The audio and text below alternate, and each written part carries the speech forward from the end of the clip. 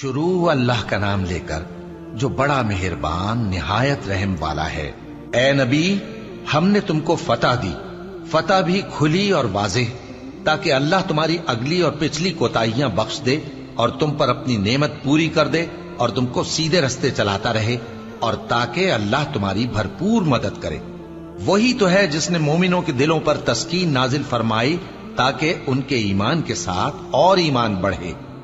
اور آسمانوں اور زمین کے لشکر سب اللہ ہی کے ہیں، اور اللہ جاننے والا ہے، حکمت والا ہے۔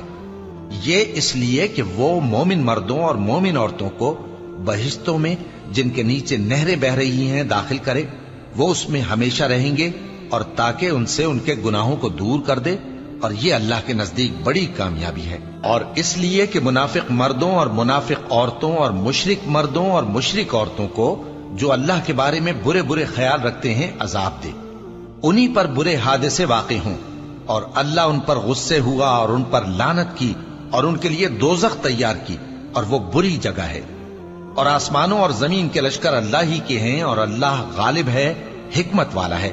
اے نبی، ہم نے تم کو احوال بتانے والا اور خوشخبری سنانے والا اور خبردار کرنے والا بنا کر بھیجا ہے، تاکہ مسلمانوں تم لوگ اللہ پر اور اس کے پیغمبر پر ایمان رکھو اور اس کی مدد کرو اور اس کی تعظیم کرو، اور صبح و شام اس کی تسبیح کرتے رہو۔ اے نبی، جو لوگ تم سے بیعت کرتے ہیں وہ در حقیقت اللہ سے بیعت کرتے ہیں، اللہ کا ہاتھ ان کے ہاتھوں پر ہے۔ پھر جو شخص عہد کو توڑے تو عہد توڑنے کا نقصان اسی کو ہے، اور جو اس بات کو جس کا اس نے اللہ سے عہد کیا ہے پورا کرے تو وہ اسے عنقریب اجر عظیم دے گا۔ اے نبی، جو گنوار پیچھے رہ گئے وہ تم سے کہیں گے کہ ہم کو ہمارے مال اور اہل و عیال نے روک رکھا تھا، سو آپ ہمارے لیے اللہ سے بخشش مانگیں۔ یہ لوگ اپنی زبان سے وہ بات کہتے ہیں جو ان کے دل میں نہیں ہے۔ کہہ دو کہ اگر اللہ تم لوگوں کو نقصان پہنچانا چاہے یا تمہیں فائدہ پہنچانے کا ارادہ فرمائے تو کون ہے جو اس کے سامنے تمہارے لیے کسی بات کا کچھ اختیار رکھے؟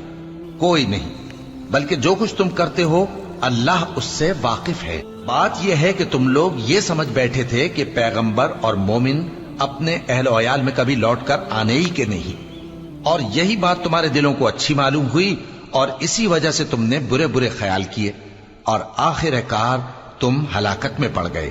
اور جو شخص اللہ پر اور اس کے پیغمبر پر ایمان نہ لائے تو ہم نے ایسے کافروں کے لیے آگ تیار کر رکھی ہے، اور آسمانوں اور زمین کی حکومت اللہ ہی کی ہے، وہ جسے چاہے بخشے اور جسے چاہے سزا دے، اور اللہ بخشنے والا ہے، مہربان ہے۔ جب تم لوگ مال غنیمت لینے چلو گے تو جو لوگ پیچھے رہ گئے تھے وہ کہیں گے ہمیں بھی اجازت دیجئے کہ آپ کے ساتھ چلیں۔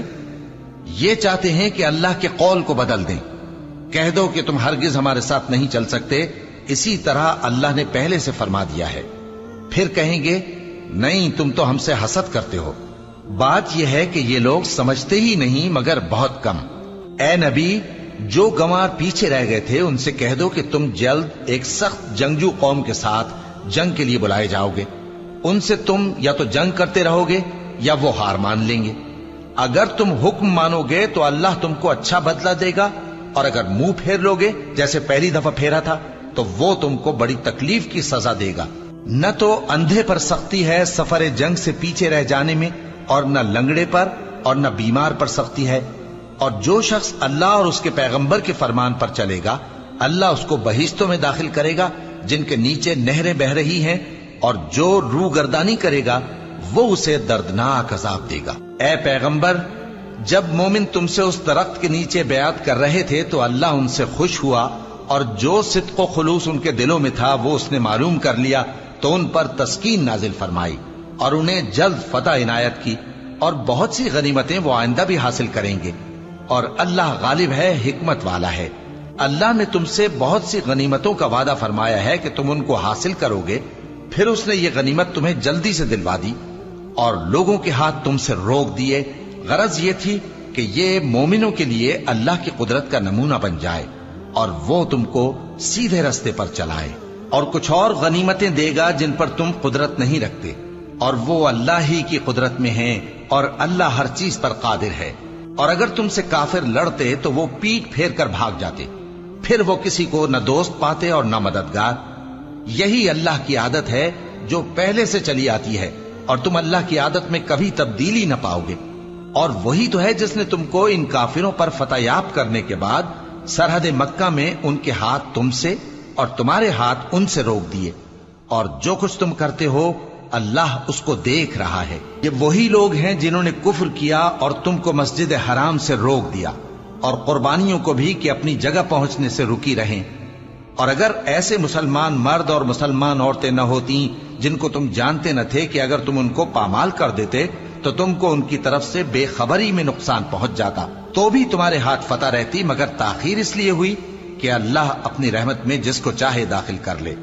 اور اگر دونوں فریق الگ الگ ہو جاتے تو جو ان میں کافر تھے ان کو ہم دکھ دینے والا عذاب دیتے۔ جب کافروں نے اپنے دلوں میں ضد کی، اور ضد بھی جاہلیت کی، تو اللہ نے اپنے پیغمبر اور مومنوں پر اپنی طرف سے تسکین نازل فرمائی اور ان کو پرہیزگاری کی بات پر قائم رکھا، اور وہ اسی کے مستحق اور اہل تھے، اور اللہ ہر چیز سے خبردار ہے۔ بے شک اللہ نے اپنے پیغمبر کو سچا اور صحیح خواب دکھایا تھا کہ تم انشاءاللہ مسجد حرام میں اپنے سر منڈوا کر یا اپنے بال ترشوا کر امن و امان سے داخل ہوگے اور کسی طرح کا خوف نہ کرو گے۔ جو بات تم نہیں جانتے تھے اللہ کو معلوم تھی، سو اس نے اس سے پہلے ہی جلد ایک فتح عطا فرمائی۔ وہی تو ہے جس نے اپنے پیغمبر کو ہدایت کی کتاب اور دین حق دے کر بھیجا تاکہ اس کو تمام دینوں پر غالب کرے، اور حق ثابت کرنے کے لیے اللہ ہی کافی ہے۔ محمد صلی اللہ علیہ وآلہ وسلم اللہ کے پیغمبر ہیں، اور جو لوگ ان کے ساتھ ہیں وہ کافروں کے مقابلے میں تو سخت ہیں اور آپس میں رحم دل۔